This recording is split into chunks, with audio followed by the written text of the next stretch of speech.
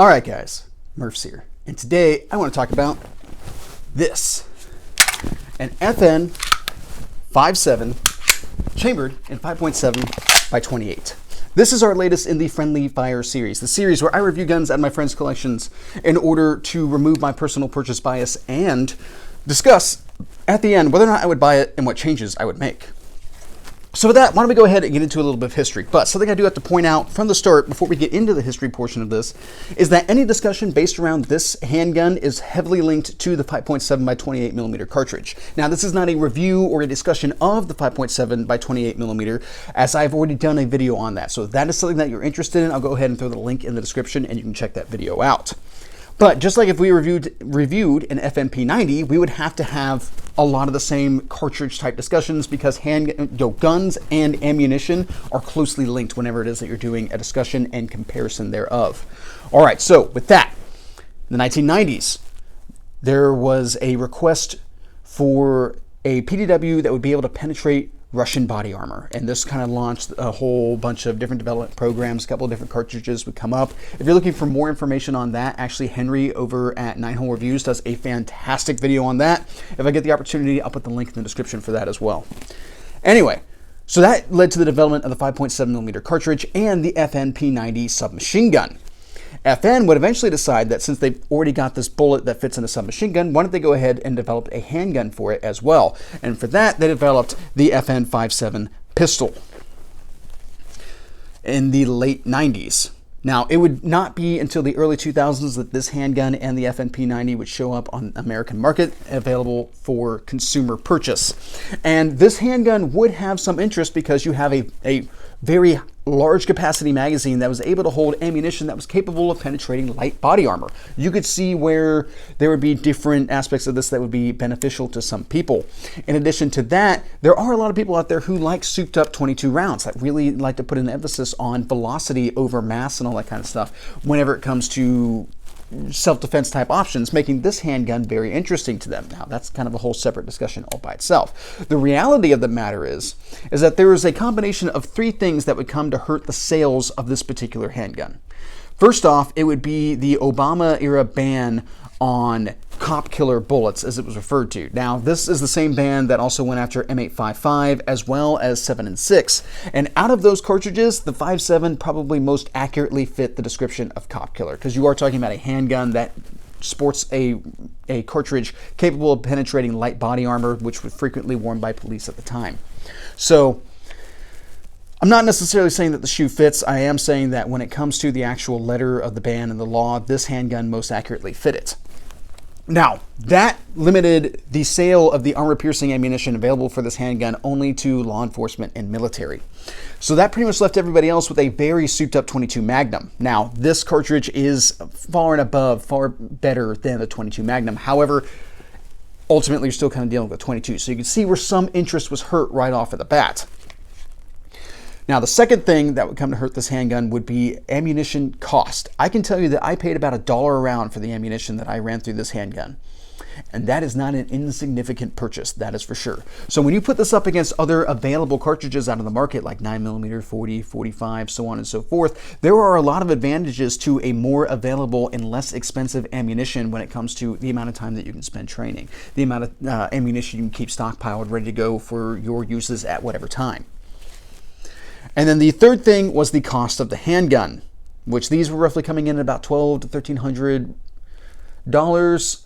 They have maybe come down a little bit here most recently, but regardless, this was an expensive handgun shooting expensive ammunition, and you couldn't even get the ammunition that had the purported advantages of the cartridge.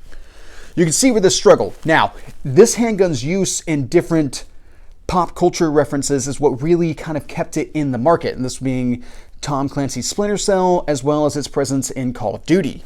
So that is what it has, in my opinion, accounted for a lot of the sales, are people who were trying to kind of catch that tactical mood, because it is a very cool tactical looking pistol, and going after kind of what it is that they played on video games, and now they can actually go and spend their money on the real thing. Which, you know, that's something that's been talked about in the firearms culture for quite a while, is that video games are kind of how it is that we are able to communicate with the next generation in order to get them interested in firearms. And I don't care what it is that it takes to get somebody interested in firearms. I just want them interested in firearms. As long as they're, you know, doing like legal, ethical, moral things with them. Now here most recently, FN has actually come out with an updated version of this handgun, the Mark III, which is optics ready, which is in direct competition with a lot of other manufacturers who have also started producing handguns chambered in the 5.7mm cartridge and are doing so more cheaply. So FN had to have some sort of response if they wanted to make sure that they had a presence for the cartridge that they developed. It was kind of like when Smith & Wesson got beat out by Glock to actually get a handgun to market chambered in the 40 Smith & Wesson. Like that had to kind of hurt a little bit. They developed the cartridge and somebody else produced a handgun in it before them. That type of deal. All right, guys. I think that pretty much covers my thoughts on history. Almost started to sound like the end there, didn't I? got wires crossed there for a second. That pretty much covers history. Why don't we go ahead and get into the features of this particular handgun. Right off the bat, we have a 4.5-inch barrel. We'll talk about the barrel more here in just a little bit. Our iron sights are a very tall blade type front sight with an adjustable for elevation and windage rear sight. You can see that they are 3-dot. Couple of things about these sights. I'm not a big fan of target sights right off the bat, and these are definitely target sights, which I think are kind of out of place on this handgun, and that's kind of getting a little bit ahead on some of the subjects here, and we'll talk about these sights more once we get into the shooting portion, but just kind of file that away for the future. Now, something that I find interesting about the slide is that this is actually a polymer casing with a steel slide inset to it. So I don't know why they necessarily did it that way. I find that kind of interesting, but hey, that's what they did. Now we're gonna go ahead and disassemble this here real quick to discuss about, or to talk about some of the interesting aspects of this pistol. This is a direct blowback pistol, which is kind of interesting when you consider that it's a full-size combat handgun. You don't really see that very much, especially anymore. But it is still firing what's basically a souped-up centerfire 22 Magnum, so it makes sense that it would be blowback operated. So our barrel is not a Browning tilted cam or anything like that. You have direct feed into the chamber from the magazine. The barrel doesn't tip or anything like that, and our recoil spring is wrapped around the barrel, which I find to be very interesting, because once again, that's indicative of blowback designs. Now, another thing that is indicative of blowback designs that's not present here is that normally you have a very heavy slide. Overall, this gun is very lightweight. And the slide is definitely probably the heaviest portion, but not that heavy. Now you'll also note that our guide rod is just an extension that comes out of the plastic lower and is like probably one of the most like suggestion guide rods I've ever seen, which again, not that unusual on a blowback design. Now something else that I find interesting is that we only have rear guide rails for our slide, and our slide is also only cut for those guide rails from about here to the back of the slide. That I found to be kind of interesting. There's really not a whole lot else keeping this gun tracking on the frame, and that's something that we will talk about a little bit more here after a bit. Now this is a hammer-fired system. This is an internal hammer-fired system, just for future reference. All right, now we do have an internal extractor on this handgun and a loaded chamber indicator, which is this little divot right here, this little silver pin that'll stick out. Now this does make this tactile and visible as a loaded chamber indicator. However, it is a domed pin, so if you're wearing gloves or something like that, it might be difficult to be able to tell whether or not it is actually loaded. So that's why I'm still a really big fan of press checks. A lot of people like to get like really upset about press checks, like what do you think you are, John Wick or something like that. But the reality is I've watched an awful lot of guys at courses and competitions step up to the line, bring their gun up to bear, and have it go click, not bang when they pull the trigger, because they were 100% certain that they loaded their gun beforehand. That little peace of mind to do a real quick inspect visual or even tactile check of your chamber is beyond value, especially if you talk about it in a real life situation. Like before you leave the house, just go ahead and do a quick press check or something like that, just to make sure that you have a round in the chamber, because having a click no bang in a self-defense type situation is not good, to say the least.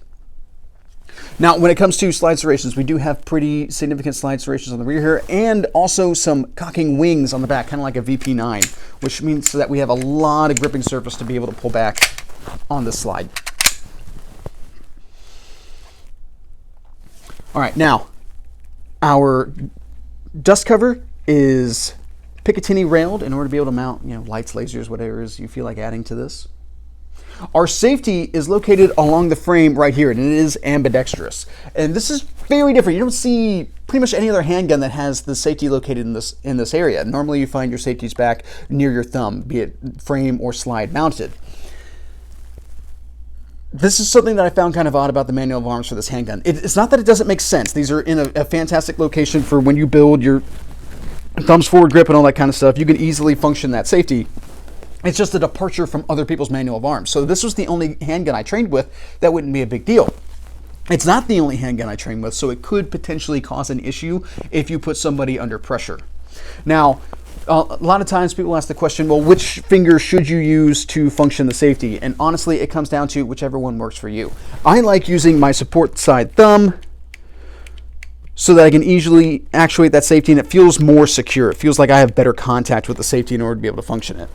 But it is just as easy to do with the trigger, and especially since you're supposed to be keeping your trigger finger straight to begin with, it's very easy to come down off of that onto the trigger. I think it's a little bit less manipulation to do it with your thumb, but to each their own on that one. All right, now our trigger guard is serrated, but also sloped, which, some people still grip the front of the trigger guard, so that's not necessarily what is classically taught to do right now. But I would find that if you did that, in my personal opinion, if you did that with this particular handgun, there's a good possibility you could start pulling the muzzle down, which would throw your shots off. So just something to kind of keep in mind with that. All right, now our trigger is very wide and serrated, which is kind of typical of target type triggers. And I've got to say, guys, I don't have a lot of complaints about this trigger. So our reset does put you out in front of the wall. The wall is very, very firm. There's not a lot of sponginess or anything along those lines. And then your brake is pretty crisp. Honestly, I definitely don't have a lot of complaints about this trigger, at least not in its function. We'll talk about that more here in a minute. Now, our magazine release is located at the heel of the trigger in that kind of American position. It's very easy to actuate, had no real issues. We'll talk about mag changes, though, more once we get into the shooting portion. All right, so speaking of mag release, let's go ahead and talk about our magazine. Our magazine is a 20-round magazine. You can get 30-round extendable magazines. It is made out of polymer. However, I've not heard of a lot of issues of these breaking. If you look at the follower, you can actually see that this is kind of set up like a rifle mag, which is an easier way to load this. So at first I was trying to do how I typically do with pistols, which is hold down the top round with my thumb and then use the base of the cartridge to push down that bullet the rest of the way so that I can jam it into the magazine. I found with that would wind up with some wonkiness with trying to insert rounds, so it was easier to just press them into the top just like I would with an AR-15 mag. Now, something else that's important to keep in mind with this magazine is that typical of FN designs, this has a magazine disconnect, which means that the trigger is dead whenever there's not a magazine inserted. I've got to say, guys, personally, I am not a fan of magazine disconnects. So a lot of it's a safety type thing to make sure that if somebody's like cleaning their gun and they've dropped the magazine but they didn't check the chamber, they're not going to accidentally shoot themselves. Personally, based on good, safe firearms handling practices and all that kind of stuff, you should already be clearing out your firearm whenever it is that you pick it up to begin with, especially if you're going to go clean it or take it to the range or something along those lines. You're supposed to be checking your handgun. So it shouldn't matter whether or not the trigger is active whenever there's not a magazine loaded, because you should have already cleared out the gun. Now, you see this frequently. People shoot themselves in the hands with Glocks all the time, but that sounds like a user error, not a firearm error, personally. So I'm not a big fan of these, especially since if you talk about it in a more professional type sense, let's say that if for some reason your magazine release got touched and your magazine popped out just a little bit. You pull this gun up, you're completely convinced you're going to have a bang, and you pull the trigger and it is dead. Now, of course, this should mean tap rack bang. Shouldn't even be that big of a deal. However, if you did that with a Glock or a lot of other handguns out of the market, you would at least get one round and then a click no boom, and then you would go into tap rack bang. So you're at least already one shot into the fight, which is a lot better than no shots into the fight, personally. Also, in addition to that, if you're working with other people that are not necessarily as experienced with firearms, a magazine disconnect could really throw them for a loop. Like, oh my God, my gun's broke type of deal. When it's not, just needs to have the magazine replaced. And I have seen that happen at courses before. All right, now something else with this magazine is we can see here, we have a significant amount of surface area to be able to grip if we were to need to remove this magazine forcibly, like a double feed type situation or something like that. Which a lot of people like to complain, like, why would anyone grab on the toe of the magazine? But, you know, if you've got it jammed in there, that any surface area that you can grab is acceptable for getting it out. Now our slide release is located right in line with the thumb, and that is one of my favorite locations when it comes to the slide release. Now, is it a slide catch or slide release? I don't really care. I consider it to be the same type of conversation of, is the glass half empty or is it half full? Well, am I pouring liquid into it or am I draining it? That's when I want to know at that point. I'm not a big fan of slide releases only because I train with a wide variety of handguns with these slide releases in different locations. So what has been my kind of simplicity of manual of arms has been to overhand rack slides on everything it is that I shoot. But that is not to say that I don't acknowledge that the slide release is the faster method of conducting a reload. If you look at your fastest champion shooters and stuff like that, they are hitting the slide release in order to complete their reloads. So that's something to keep in mind on that. Now the texturing on this grip is definitely very textured. We have a little bit of like an A2 bump right here on the magazine, on the grip, which I'm not a very big fan of. We have some serrations across the front and some stippling around the sides, more serrations on the back. You'll also note that we have a kind of pinched in area here where your fingers are supposed to rest. And I can definitely tell you guys, this texturing abrades the hand. It is strong. You know it's there, that's for sure. When I first got this handgun and I was going through some dry fire practice with it, I definitely noticed it on my front fingers here, or on the backs of my fingers here. Now, one complaint that I have, and I have this a lot on a lot of different handguns out on the market, is that our texturing does not extend up to here.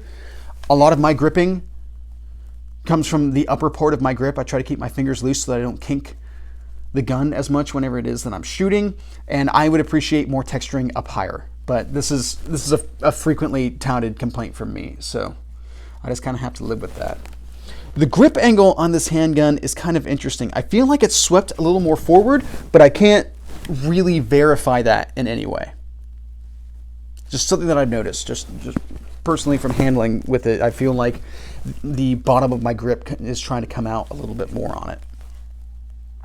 Now, something else that I've noticed about this handgun, you'll see here as I grip this, that we seem to have a very high height over bore. And this is something that kind of brings me back to me not thinking that height over bore is that big of a deal. Now, of course, I would definitely like a lower center of gravity for my reciprocating mass. However, what I found is that most guns on the market seem to be sprung properly whenever it is that they have a very high height over bore, and it's cartridge that's going to give you more of the flippiness necessarily than whether or not you have a lot of reciprocating mass going over your hand. Now, this, of course, is a very lightweight gun with a very lightweight slide. You don't have a lot of reciprocating mass going above your hand to begin with, so we'll talk about that more in shooting here in just a bit. In fact, since that pretty much covers features, why don't we go ahead and start talking about shooting now? So, how does it shoot?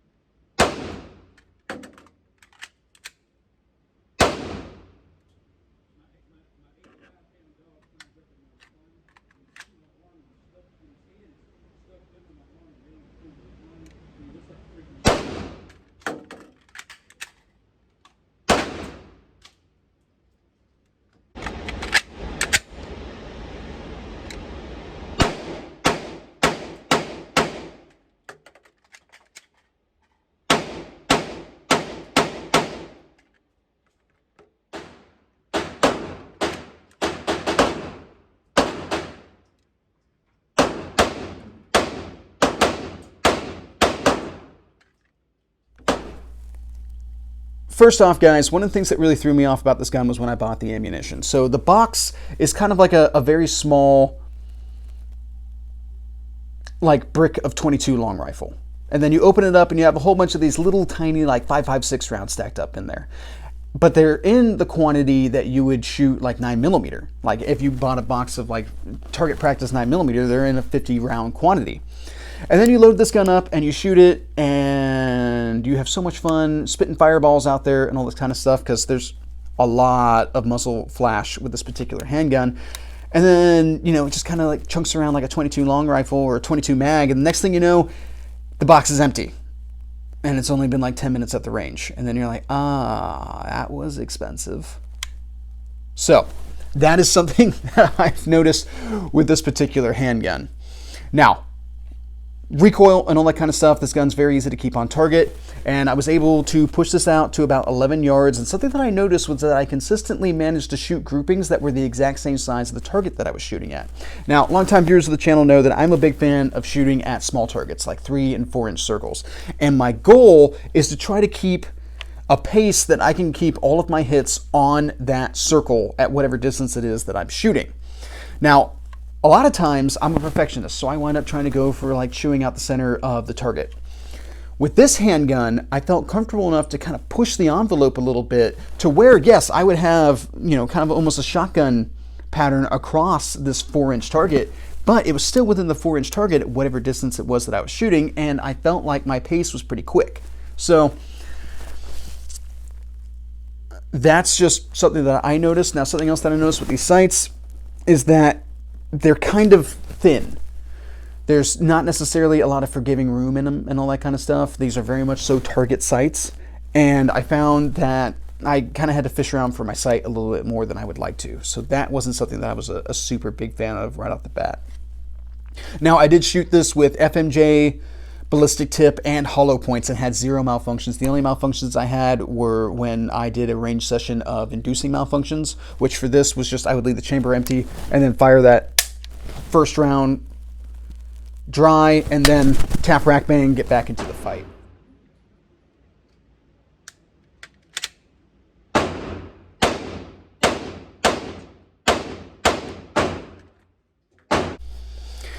Now, let's go ahead and talk about mag changes here real quick. I'm not a big fan of doing mag changes on this handgun, and my issue is that you have the squared off magazine going into the squared off grip. So sometimes it's a little difficult to hit that mag well. And as far as I know, there's not a lot of aftermarket support out there to get this thing like mag funnels or anything like that. And that's unfortunate because it needs it.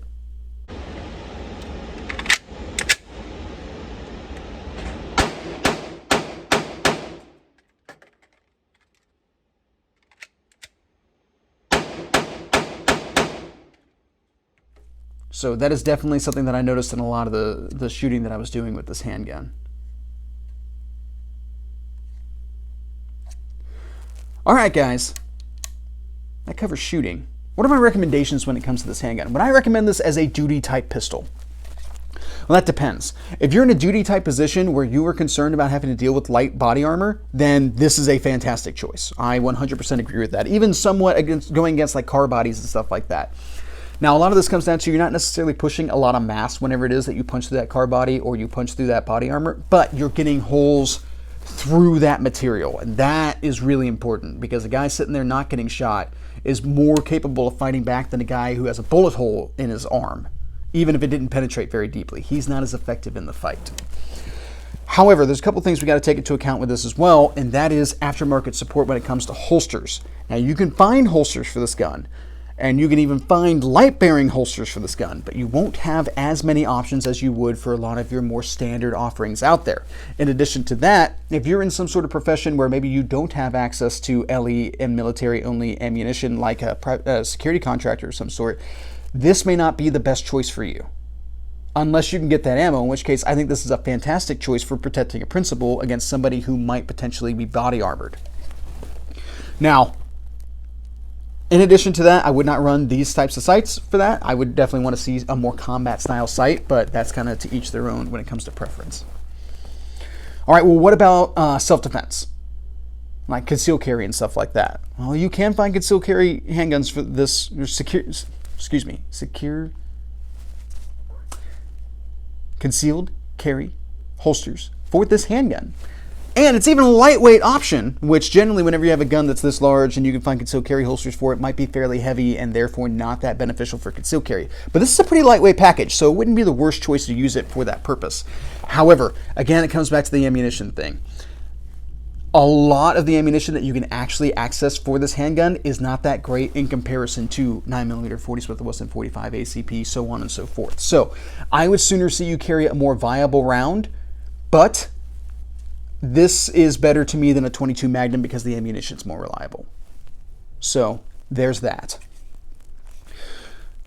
Now, of course, again, if we're talking about a defensive type purpose, I would want to see you upgrade these lights. Now, what about home defense, like a bedside gun or something along those lines? Well, it is light capable, and you're less concerned about holsters in that case, especially if you, again, upgrade these to like night sights or something like that. You even have a passive night fighting capability. This is something that is interesting to me. I don't know if, again, we come back to the round not necessarily being the most potent, but it's better than spitwads, and especially if you're talking about somebody who maybe doesn't have a lot of hand strength and stuff like that, this slide might be a little stiff for them, but the recoil of the handgun would not be more than they could handle. So I could see where this would be a much more tactical, practical option for somebody with some sort of physical disability in their hands. All right, well, what about competition use? Well, a lot of that's going to come down to match rules. In some competitions, I'm pretty sure this handgun would straight up not be allowed. In others, you would be put into a much lighter for caliber division, which may not necessarily be the worst thing ever. And in other places, this might be absolutely allowed, but they're going to be more like outlaw matches or something along those lines, where there's only very vague associations when it comes to rules with like IDPA, USPSA, or IPSC. One of the biggest issues you're going to find with shooting this handgun in matches is going to be buying the amount of ammunition that you would need for a match and keeping it on hand, because it's going to be expensive.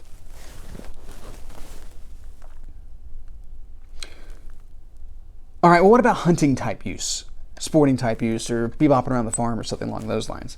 Now, if it comes to just having the joy of shooting at stumps, nothing is really going to be bad for that. But if you're talking about actually eliminating or hunting animals with it, first off, a lot of that's going to come down to your local laws as to whether or not this is even viable for that purpose, but also a lot of it's going to come down to your game selection. I've heard of guys taking deer with these. I don't necessarily believe that to be ethical. This seems like it would be better suited to small game, and I think that this cartridge would really tear up some small game. So I don't think I would necessarily recommend it for that purpose. Now, eliminating varmints, this wouldn't be the worst choice in the world, especially if you're doing trapping or something like that. But this is an awfully expensive trapper's handgun, when you could do the same thing with a, Heritage Rough Rider. All right, guys. Those are my recommendations.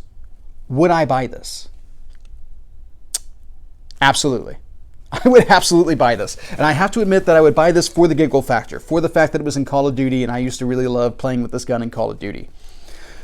None of it is necessarily for practicality. I would attempt to utilize it in some practicality. I would try to take it to some competitions, maybe take it to some courses or something like that. But this would not be the first handgun I would grab when I heard bump in the night.